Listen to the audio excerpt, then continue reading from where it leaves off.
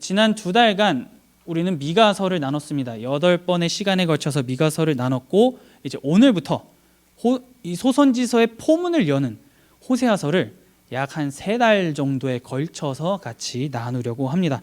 이 선지자 호세아와 우리가 오늘 교독하면서 함께 봤던 음란한 여인이라고 하는 고멜의 이 스토리, 그리고 이걸 통해서 하나님께서 그의 백성에게 말씀하시고자 하는 것이 무엇인지 오늘 우리가 좀 같이 보려고 합니다.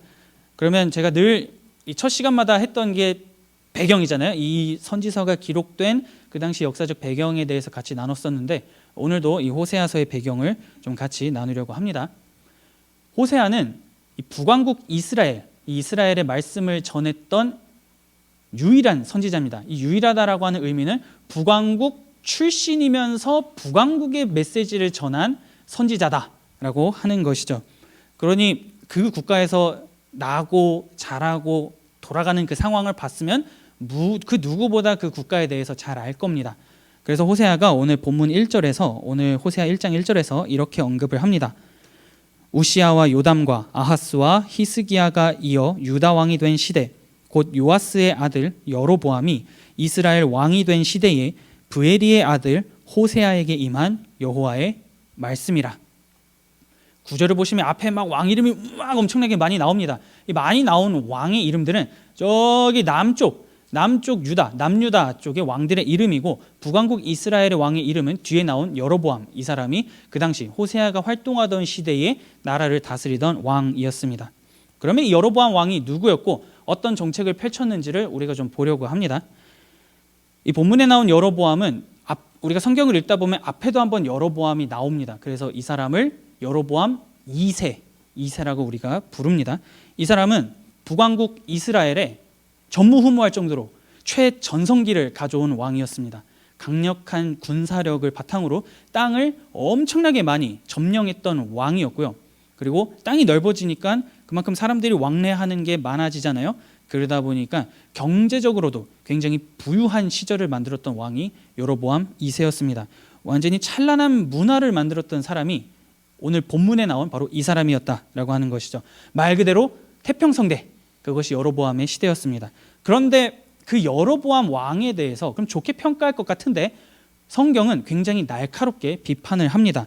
열왕기하 14장 23절부터 24절에 이렇게 언급을 합니다. 유다의 왕 요아스의 아들 아마샤 제15년에 이스라엘의 왕 요아스의 아들 여로보암이 사마리아에서 왕이 되어 41년간 다스렸으며, 여호와 보시기에 악을 행하여 이스라엘에게 범죄하게 한 느밧의 아들 여로보암의 모든 죄에서 떠나지 아니하였더라. 나라를 41년이나 통치했습니다. 41년이나 통치를 했는데 성경의 평가는 여호와 앞에 악을 행한 왕이다 라고 성경이 평가를 하고 있는 것이죠. 이 북왕국 이스라엘이라고 하면 아마 계속 우리가 여태까지 선지서를 나눌 때 남왕국 유다에 대해서만 나눴어서 북쪽의 어떤 상황이나 신앙적인 면에서는 우리가 좀 아는 바가 없습니다. 그런데 북쪽은 이렇게 보시면 됩니다. 단 한 번도 하나님 앞에 돌이킨 적이 없었던 국가입니다. 하나님께서 계속 선지자들을 보내서 회개하고 돌이키고 나에게로 오라라고 말씀하셨지만 그 어느 것 하나도 제대로 하지 않았던 것이 북쪽 나라였다라고 하는 것이죠. 그러면 도대체 이 여로보암이 무슨 행동을 저질렀길래 여호와 앞에 악을 행했다고 성경이 말을 하고 있는지, 그거에 대해서 좀 같이 나누려고 합니다. 이 사람이 몇 가지를 좀 행했는데요. 이 북쪽에 계속 뿌리 깊게 박혀있던 시스템이라고 생각을 하시면 됩니다. 먼저 임의대로 성전을 만들었습니다. 왜냐하면 남과 북으로 갈라졌다 보니까 성전은 남쪽에 있었거든요. 남유다 예루살렘에 있었습니다. 그러다 보니까 북쪽에 있는 사람들이 예배를 드리러 가려니까 뭔가 이게 좀 꺼림칙한 거죠. 남북으로 이미 나라가 갈라졌기 때문에. 그래서 북쪽에서는 자기들 마음대로 신전을 하나 만들어 놓고 거기다 금송아지를 갖다 놓고선 얘기하는 겁니다. 이것이 여호와다. 출발부터 잘못되었던 국가가 북왕국 이스라엘이다라고 하는 것이죠. 하나님의 관점에서 하나님이 원하시는 것을 하지 않았고, 그리고 하나님께서 요구하신 절기들이 있습니다. 이 날에는 이 절기를 지키고 저 날에는 저 절기를 지켜라 라고 하는 것들을 정립해 주셨지만 그것조차도 하지 않고 자기들 마음대로 임의대로 날짜를 만들어 가지고 이날 우리가 지키면 되지 라고 했던 것이 북쪽 나라였다 하는 겁니다. 그러다 보니까요, 뭐가 점점 들어오기 시작하냐면 이 우상 같은 것들이 들어오기 시작을 하는 겁니다. 왜냐하면 출발부터 금송아지 하나 딱 세워놓고 이게 하나님이다라고 하다 보니까 온갖 게 북쪽에 유입이 되기 시작을 합니다. 그래서 이렇게 이들이 생각을 했어요. 하나님을 믿긴 믿어요. 여전히 신전에 가가지고 성전에 가가지고 하나님을 막 부르짖습니다. 그런데 이런 생각을 합니다. 하나님도 아내가 있지 라고 생각을 하는 거죠. 그러고선 하나님이라고 하는 분의 아내는 아세라다, 이 우상이거든요. 우상 여신입니다. 이 우상의 여신이 하나님의 아내다라고 생각을 하던 것이 북쪽 나라였다라고 하는 겁니다. 그러다 보니 점점 이게 안에 들어와가지고 예배당 안에 들어와가지고 하나님을 부르짖는데 이게 누구한테 하는 건지 도저히 이제는 알 수 없을 정도로 완전히 꼬여버린 것이 북왕국의 상황이었다라고 하는 겁니다. 그러면서 동시에 이들이 무엇을 가장 열정적으로 섬겼냐면, 이름이 익숙하실 거예요. 바알이라고 하는 이 가나안 신을 굉장히 열정적으로 섬겼습니다. 그러다 보니 이게 계속 반복이 되는 거예요. 북쪽 나라 인생 가운데에서, 역사 가운데에서. 그러다 보니까 아무리 땅덩어리를 넓히고 경제적인 부흥을 일으켰다 하더라도 백성들이 아예 하나님을 떠나가지고 자기 마음대로 생활을 하잖아요. 그렇기 때문에 여로보암 2세에 대한 평가가 악하다라고 성경이 얘기를 하고 있는 겁니다. 그리고 이 사람이 죽은 후에 여로보암 2세가 죽은 후에 한 30년 동안 6명의 왕이 교체가 됩니다. 완전히 혼란스러운 상황이었죠. 그리고 그 6명 중에 4명은 암살당함으로 비참한 최후를 맞이합니다.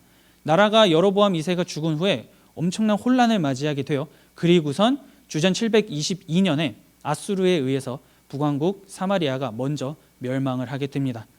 그렇기 때문에 호세아라고 하는 이 선지자는 북왕국 이스라엘이 찬란한 것도 경험을 해보았고 나라가 망해가는 그 시점 어딘가에서부터 하나님의 말씀을 전파하면서 사역을 시작했던 선지자, 그 사람이 오늘 우리가 함께 살펴볼 호세아다라고 하는 겁니다. 그렇기 때문에 우상을 섬기고 무엇이 하나님인지 잘 모르고 이게 하나님인 것 같은데 하나님도 아내가 있을 것 같아, 이런 생각을 하다 보니까 백성들이 뭐가 옳은지 모르잖아요. 그러다 보니 오늘 본문이 그렇기 때문에 굉장히 충격적인 말을 하면서 시작을 하는 겁니다. 1장 2절입니다. 여호와께서 처음 호세아에게 말씀하실 때 여호와께서 호세아에게 이르시되 너는 가서 음란한 여자를 맞이하여 음란한 자식들을 낳으라. 이 나라가 여호와를 떠나 크게 음란함이라 하시니. 도저히 선하시고 거룩하시고 그런 하나님께서 하실 워딩, 말이라고는 생각이 되지 않는 말씀을 오늘 하나님께서 지금 호세아에게 주고 계십니다. 그러면 하나님께서 도대체 이 음란이라고 하는 것을 무엇이라고 정의했길래 이 나라가 여호와를 떠나 크게 음란하다라고 하는지 우리가 성경에서 그 답을 좀 찾으려고 합니다. 호세아서 같은 경우에는 지금 처음부터 결혼해가지고 자녀를 낳으라라고 얘기를 했습니다. 그래서 주요 골자가 결혼이라고 하는 제도를 통해서 하나님에 대한 이야기, 하나님이 어떤 분이신가, 하나님의 사랑이 무엇인가, 이거를 좀 보여주는 것이 호세아서입니다.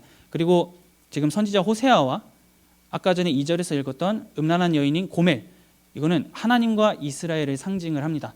그래서 하나님이 호세아고 고멜이 이스라엘, 이거를 상징적인 의미를 두면서 이 내용이 시작이 된다라고 하는 겁니다. 그러면 결혼이라고 하는 관점에서 음란이 무엇인지 우리가 좀 정리를 하려고 해요.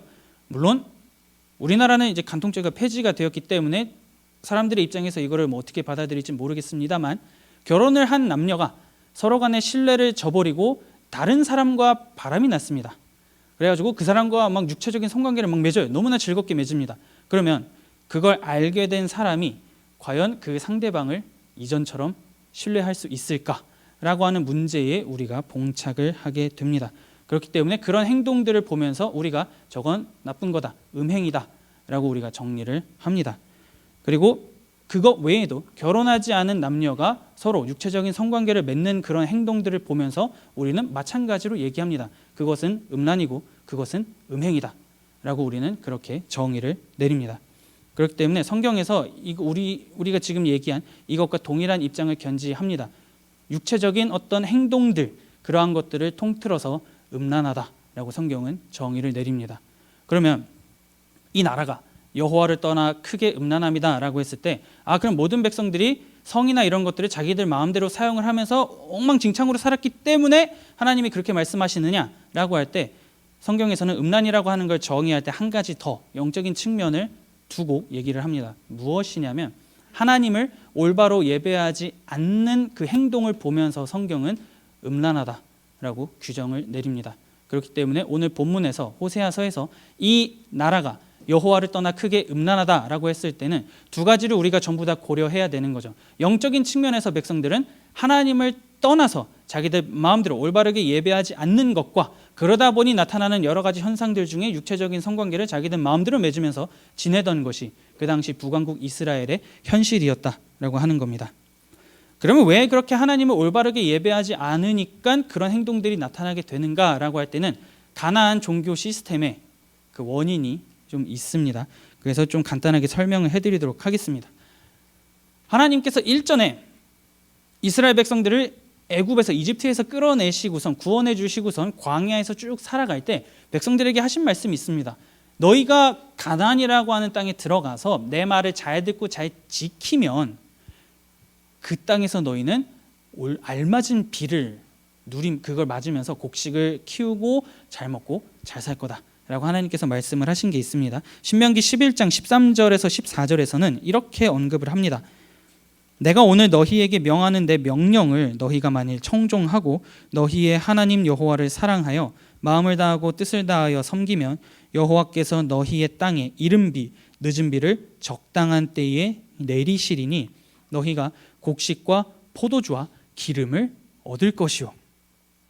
말을 잘 들으면 이른 비와 늦은 비가 내려가지고 잘 먹고 잘 살 거다라고 하나님께서 말씀을 해주시는 겁니다. 그렇기 때문에 아무리 하늘을 딱 쳐다봤을 때 비가 전혀 내릴 것 같지 않는 상황이라 할지라도 하나님께서는 반드시 때에 따른 알맞은 비를 내려주실 것이다라고 하는 그 기다림, 하나님을 신뢰하는 것이 이스라엘 백성들에게 당시에 필요했습니다. 그런데 이걸 우리의 인생에 좀 대입을 해보세요. 우리도 인생을 살아가다 보면 하나님을 기다리는 게 상당히 어렵다라고 하는 것을 우리는 압니다. 인생에서 여러분들이 경험해 보셨을 거예요. 나는 당장에 이 문제 해결이 너무 급하고 이게 정말 필요한데 뭐 하나 움직이고 제대로 해결되는 게 없습니다. 그러면 답답해지죠. 언제까지 기다려야 되지? 언제까지 하나님께서 응답해 주시는 거를 내가 기다려야 돼? 나 이거 정말 너무 급한데 라는 생각이 들다 보면 선택지는 두 개로 나뉩니다. 두 가지죠. 하나는 끝까지 기다린다. 어찌됐건 간에 주께서 응답해 주실 때까지 내가 기다리겠다. 이고 두 번째는 그러면 내 나름대로의 다른 방법을 통해서 우회해가지고 이 문제를 해결하겠다라고 하는 이 두 가지 선택지가 우리에게 주어집니다. 이스라엘 백성도 마찬가지였던 겁니다. 그 땅에서 살아가다 보니 마냥 행복하진 않았겠죠. 좀 어려운 일들도 있었을 겁니다. 고대 사회에서 막 농사 짓고 막 살아가야 되는데 비가 안 내려요. 비가 안 내리니까 자기들 딴에는 뭔가 생각을 했을 거 아니에요. 하나님이 비를 안 준다면 다른 방법을 통해서 비를 좀 끌어와야겠다 라고 이들이 생각을 하면서 그게 뭐가 있을까 하고 딱 보니까 가나안에서 사람들이 많이 섬기던 신 바알이라고 하는 것을 이들이 접하고 그걸 받아들이기 시작했다라고 하는 겁니다. 우회 루트를 선택했다라고 하는 거죠. 이 바알이라고 하는 신이 어떤 신이냐면 폭풍의 신입니다. 폭풍의 신이고 비를 주관하는 신이 바알이라고 여겨졌습니다. 그러니까 처음부터 이 신에 대한 능력이 남다른 거예요. 폭풍을 불러오고 비를 불러오기 때문에 다산과 풍요를 줄 수 있는 자가 다름 아닌 바알이다. 이것이 가나안에서 수많은 사람들이 섬겼던 바알의 능력입니다. 그러니 비를 내리는 신이기 때문에 하나님의 능력하고 지금 정면 충돌하는 일이 벌어지는 겁니다. 너희가 가나안 땅에서 내 말을 잘 듣고 잘 지키면 때에 따라서 알맞은 비를 내가 줄 거야 라고 하나님이 말씀하셨는데 가나안 땅에 와가지고 살아보니까 바알이란 신이 비를 주관한대. 그러면 궁금하잖아요. 우리 하나님은 이렇게 하면은 비를 준다고 하는데 바알은 어떻게 하면은 비를 주는 겁니까? 라고 사람들이 물어봤겠죠. 그때 대답을 주는 겁니다. 방법은 너무 간단합니다. 그 신전에 가셔서 거기 안에 있는 여사제와 육체적인 성관계를 맺으시면 됩니다. 그러면 바알이 비를 내려줄 겁니다. 이게 바알 종교가 그 당시에 사람들을 유혹했던 그 시스템 중에 하나였습니다. 방법이 너무 간단한 거죠. 비가 안 와요. 그러면 사람들이 바알 신을 좀 깨워야겠다라고 생각을 하고 신전에 들어갑니다. 신전에 들어가면 수많은 여사제들이 있어요. 그럼 여사제들하고 성관계를 맺는 겁니다. 그러면 서로가 흥분을 하겠죠. 그러면 하늘에 있는 바알이 그 모습을 보는 겁니다. 보고 이 바알도 흥분을 해가지고 자기 아내랑 육체적인 관계를 맺어요. 그러면서 선물로 주는 것이 비입니다. 사람들은 그렇게 생각을 했어요. 그렇기 때문에 너무 방법이 간단하잖아요. 그냥 원초적인 쾌락과 내가 원하는 것만 누리면 비가 와요. 그리고 바알도 그 모습을 보고 자기 아내랑 잠을 잔답니다. 그러니까 바알도 좋고 우리도 좋고 먹을 것도 얻고 일석삼조입니다. 누구 하나 손해볼 거 없는 시스템이 바알 종교가 가지고 있는 시스템이었어요. 그러다 보니 이스라엘 사람들이 쭉 이렇게 삶을 살아가다가 비가 안 옵니다. 하나님의 말씀을 잘 지켜야지 라고 하는 것보다 아니 그냥 신전 한번 가가지고 잠자리 한번 가지면 모든 걸 얻을 수 있는데 왜 굳이 이 말씀 고리타분한 걸 따라야 돼? 라고 생각한 것이 북쪽 나라였습니다. 그러니 누가 말씀을 지키며 누가 하나님께 가겠습니까? 전부 다 바알한테 가는 겁니다. 그래서 바알이시여 비를 내려주십시오 라고 하던 것이 북쪽의 상황이었다라고 하는 거죠. 거룩하고 내가 거룩하니 너희도 거룩하라, 구별된 삶을 살아라 라고 하는 하나님의 말씀은 북쪽 나라에는 전혀 들어가지가 않았던 겁니다. 그러니 하나님께서 하나님을 올바르게 예배하지 않는 이들의 모습을 또 보았고, 그리고 자기들 마음대로 이것이 하나님을 기쁘시게 하는 거다 라고 하면서 자기들끼리 막 이런 난잡한 짓을 하는 것이 북쪽 나라 사람들이었습니다. 그러면서 이렇게 우리가 기쁜 것을 행할 때에 당연히 그럼 하나님도 기뻐하시지 않을까 라고 하는 생각까지 가는 겁니다. 왜냐하면 이제 이 당시에 이들의 입장에서는 뭐가 하나님이고 뭐가 바알인지 이제 알 수가 없어요. 완전히 바알과 하나님이 짬뽕으로 섞여가지고 어떤 분이 정말 참신이지 모르겠다, 그냥 아무렇게나 하자 했던 것이 이 당시의 사람들이었습니다. 그러니 자기들이 하고 싶은 그 원초적인 쾌락을 탐하면서 이 행동을 하나님이 기뻐하실 거야, 그러니 우리에게 기뻐하시니까 비를 주시겠지 라고 했던 것이 이 호세아가 살아가던 시대, 여로보암 2세가 나라를 다스리던 당시의 사람들의 상태였다라고 하는 겁니다. 그렇기 때문에 하나님께서는 이 나라가 여호와를 떠나 크게 음란하다라고 그 평가를 내리고 있는 것이죠. 그렇기 때문에 하나님께서는 모두가 다 그렇게 살고 있으니 호세아 너는 나가가지고 음란한 아내를 여인을 찾아가지고 결혼해서 아내로 삼고 자식을 낳아가지고 살아라 라고 말씀을 하십니다. 굉장히 충격적인 말을 지금 선지자에게 하고 계시는데도 불구하고 이 호세아는 그냥 순종합니다. 길거리에 나가가지고 고멜이라고 하는 여인을 찾아와서 같이 결혼을 하고 행복하게 살았나 봐요. 자녀를 셋을 낳습니다. 이스르엘, 로 루하마, 로 암미 3명의 자녀를 낳습니다. 아들 2, 딸 1를 낳게 됩니다. 자녀를 낳았어요. 그러면 이름을 지어줘야 되잖아요. 부모가 자녀에게 이름을 지어줄 때는 이 자녀가 이렇게 살았으면 좋겠다, 이런 사람으로 자라났으면 좋겠다라고 하는 그 마음과 심정을 담아가지고 자녀에게 이름을 지어줄 겁니다. 그러면 이스라엘, 로 루하마, 로 암미 3개도 분명히 뭔가 뜻이 있을 거예요. 그리고 이거를 친히 하나님이 호세아의 자식들에게 이름을 지어주십니다. 그러면 그 의미가 무엇인지 우리가 좀 보도록 할게요. 좋은 의미는 아닙니다. 굉장히 끔찍한 이름들을 이 자녀들에게 줍니다. 이 첫째 아들 이스라엘이라고 하는 이 이스라엘의 뜻은 하나님이 뿌리신다라고 하는 의미입니다. 씨를 파종하기 위해서 하나님이 행동을 하신다라고 하는 의미가 있습니다. 그럼 여기까지만 딱 보면 첫째 아들은 그래도 좀 좋은 이름을 줬는데 하나님이 뭔가 거두기 위해서 행동을 하신다라고 하는 거니까 좀 좋은 거 아닙니까? 라고 우리가 생각을 할 수가 있는데, 이 이스라엘이라고 하는 장소에 대한 거를 우리가 좀 생각을 해보면 이거 진짜 좋은 이름이 아니구나 라고 하는 거를 좀 생각을 해볼 수가 있습니다. 이 당시에 실제로 이스르엘이라고 하는 비옥한 평야지대가 있었어요. 골짜기지대가 있었고 거기서 이 북쪽 나라 이스라엘은 많은 수확물을 얻으면서 살고 지냈습니다. 그런데 이 여로보암 2세가 예후라고 하는 사람의 왕조입니다. 예후 왕조 중에 한 명의 왕입니다. 그런데 이 예후 왕조가 세워지기 전에 있던 왕조는 오므리 왕조입니다. 근데 이 오므리 왕조를 예후라고 하는 사람이 무너뜨릴 때 어디서 부셨냐면 이 이스라엘 평야에서 부셨습니다. 이 이스라엘 평야에서 수많은 사람들을 학살했고 죽였고 그로 말미암아 왕권을 찬탈한 사람이 예후였다라고 하는 거죠. 그렇기 때문에 너 자식 이름 이스라엘이라고 해 라고 할 때는 북쪽의 예후 왕조가 세워졌던 그거를 생각할 수밖에 없는 겁니다. 그리고 바꿔서 말하면 이거죠. 예후가 오므리 왕조를 무너뜨렸듯이 내가 너희들을 전부 다 심판하고 부셔버리겠다라고 하나님께서 호세아의 첫째 아들에게 그렇게 말씀을 해주고 계시는 겁니다. 그러면서 둘째 이제 딸을 낳습니다. 로루하마를 낳습니다. 낳았는데 이것도 의미가 참 별로 좋지 않아요. 긍휼히 여기지 않겠다라고 하는 이름을 선사하십니다. 나는 더 이상 너희들을 보면서 그 어떤 긍휼의 마음, 불쌍한 마음을 가지고 너희를 바라보지 않겠다라고 하시죠. 왜냐하면 첫째를 낳았을 때 이스르엘이라고 했기 때문에 이게 성립이 되는 겁니다. 내가 전부 다 이 북쪽 나라를 심판을 할 건데 심판함에 있어서 그 어떤 긍휼도 품지 않고 시행할 거야 라고 하나님께서 말씀을 하십니다. 그리고선 호세아가 셋째를 낳으니까 이제 셋째를 향해서 로암미라고 하는 이름을 주는데 이거는 더 가관입니다. 내 백성이 아니다 라고 하나님께서 말씀을 해주세요. 그러면 이 나라를 심판할 거고 이 백성을 내가 긍휼히 여기지 않을 건데 왜냐하면 너희는 내 백성이 아니거든 이라고 하나님이 호세아를 통해서 세 명의 자식의 이름을 가지고 말씀을 하고 계시는 겁니다.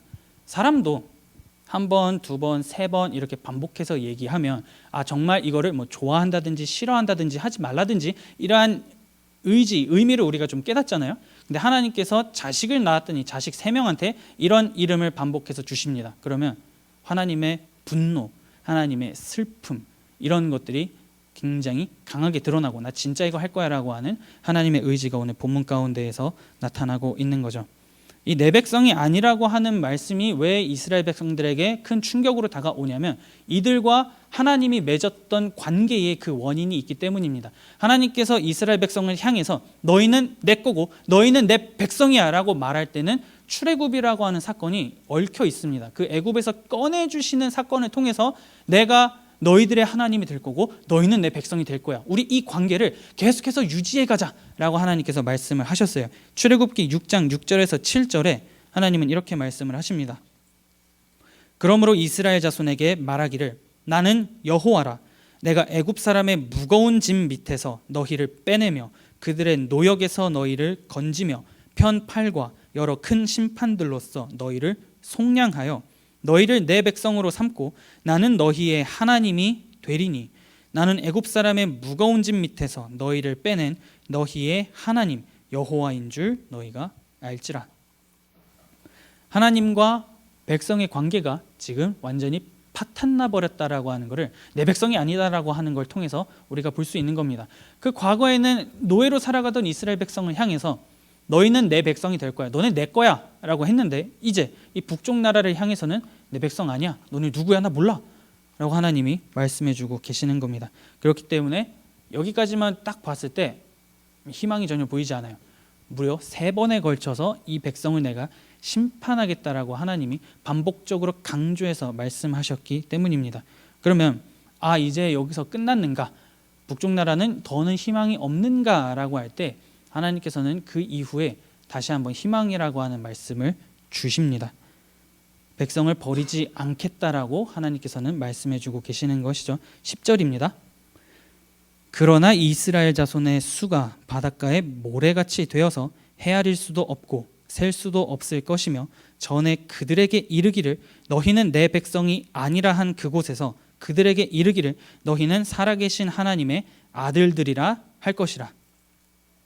그럼에도 불구하고 그러나 너희는 내 백성이 아니지만 그러나 나는 심판하지 않고 어떻게 해서든지 너희를 품어갈 거야 라고 하나님께서는 다시 한번 백성들에게 회복을 약속하시는 것이 오늘 본문 가운데에 나타나는 겁니다. 우리가 미가 선지자에 대해서 좀 살펴봤을 때 미가는 분명하게 인정을 합니다. 하나님, 우리가 잘못했을 때 하나님이 우리를 징계하시고 때리시고 우리를 무너뜨리시는 것 맞습니다. 그렇게 우리가 당해야죠. 잘못했으니까. 그러나 그 이후에 하나님께서는 우리를 싸매 주시고 회복시켜 주시는 것 또한 나는 압니다라고 미가가 고백을 합니다. 그것과 동일한 말씀을 오늘 하나님께서 주고 계시는 겁니다. 이스라엘 평야에서 왕조가 무너졌던 것처럼 너희 나라를 내가 이렇게 심판할 거고 그걸 함에 있어서 긍휼히 여기지 않을 거고 너희는 내 백성이 아니니까 그렇게 할 거야 라고 말씀하셨지만 그럼에도 불구하고 어떻게 해서든지 내가 너희를 살리고 싶다라고 하나님께서 말씀해 주고 계시는 것이죠. 그러면서 하나님께서는 약속을 주는 겁니다. 너희들의 자손의 수가 바닷가에 모래알처럼 많아질 거다 라고 약속을 해주세요. 이 바닷가에 모래알처럼 많아질 것이다 라고 하는 것은 어떻게 보면 일종의 관용어구처럼 볼 수가 있겠죠. 셀 수 없다라고 하는 이미지가 나오잖아요. 바닷가에 모래알이고 언제 다 셉니까? 그 정도로 지금 상황이 굉장히 힘들지만 많아지게 하겠다라고 하는 관용어구적인 표현으로도 볼 수 있지만 이 단어들에 사용된 의미를 추적해 가 보면 이미 과거에 하나님께서 하나님의 백성과 약속했던 그거를 지금 다시금 꺼내면서 상기시켜주고 계시는 것을 우리가 보게 됩니다. 창세기 22장 17절에 이렇게 언급을 합니다. 내가 내게 큰 복을 주고 내 씨가 크게 번성하여 하늘의 별과 같고 바닷가의 모래와 같게 하리니 내 씨가 그 대적의 성문을 차지하리라. 하나님께서 아브라함에게 약속을 하실 때 이 말씀을 주셨습니다. 한 구절만 봤지만 이 표현에 대해서 굉장히 반복적으로 아브라함에게 주셨어요. 그러면 이렇게 생각을 할 수가 있습니다. 하나님의 의지와 사랑이라고 하는 것은 아브라함이 노년에 자식을 낳았는데 전혀 낳을 수 없는 상황 가운데서 나왔습니다. 불가능을 하나님께서 가능하게 하셨다라고 하는 것을 조상인 아브라함이 경험을 했어요. 그러면 이제 지금 다시 그 말씀을 우리에게 주시는 것은 뭔가 회복될 수 없고 누가 봐도 불가능해가지고 다시 일어설 수 없는 이 나라를 하나님께서 어떻게 해서든지 살려주실 것이구나, 불가능하다라고 여기는 것을 가능하게 하실 것이구나 라고 하는 생각, 그러한 것을 이 말씀을 통해서 백성들은 하게 됐을 겁니다. 절망적인 상황이지만 끝내 그러나 바닷가에 모래처럼 많게 할 거다라고 하는 하나님의 의지를 이 백성들이 받아들이게 되는 것이죠. 하나님의 의지, 하나님께서 내가 너희에게 구원의 길이 무엇인지 보여주겠다라고 하는 그 열심이 오늘 본문 가운데에서 나타나는 겁니다. 이스라엘은 아까 전에 말씀드렸다시피 스스로 음행과 쾌락을 쫓았어요. 혼합주의가 잔뜩 들어와가지고 무엇이 하나님인지 무엇이 바알인지 알지 못하는 상황까지 갔습니다. 그럼 그 상황에서 올바르게 하나님을 예배한다라고 하는 것은 완전히 불가능하죠. 갱생이 불가능합니다. 그렇기 때문에 하나님께서는 직접 개입하셔가지고 내가 다 바꿀 거야 라고 오늘 본문 가운데에서 얘기를 하시면서 이렇게 말씀을 합니다. 호세아 2장 1절입니다. 너희 형제에게는 암미라 하고 너희 자매에게는 루하마라 하라. 비슷하죠. 뭔가 아까 둘째 셋째 나왔을 때 이름이랑 비슷한데 앞에 로만 빠졌습니다. 로 루하마, 로 암미였는데 지금은 암미 루하마라 하라라고 얘기를 했습니다. 히브리어에서 로가 붙으면 부정어, 부정의 뜻을 지닙니다. 그러면 로 암미가 내 백성이 아니다 인데 로가 빠졌어요. 암미예요. 그러면 내 백성이다가 되고 로 루하마가 긍휼히 여기지 않겠다인데 로가 빠진 루하마입니다. 그러면 긍휼히 여기겠다라고 하나님께서 말씀을 하시는 겁니다. 호세아서 초반의 포문을 열면서 이 백성은 내 백성이 아니고 긍휼히 여기지 않겠다라고 말씀하셨지만 그러나 그래도 너희는 내 백성이고 그렇게 나는 너희를 긍휼히 여길 거야 라고 하나님께서는 그 의지를 가지고 말씀해주고 계시는 것이죠. 비록 너희는 내 새끼가 아니야, 아닌 것 같아, 아무리 봐도 아닌 것 같아 라고 하지만 그래도 너희는 내 자식이 맞아, 어떻게든지 부모가 자녀를 버리는 일 없으니 내가 너 챙겨줄게 라고 하나님께서 말씀해주고 계시는 장면, 하나님의 마음, 하나님의 사랑이 오늘 본문 가운데에서 진하게 나타나는 겁니다.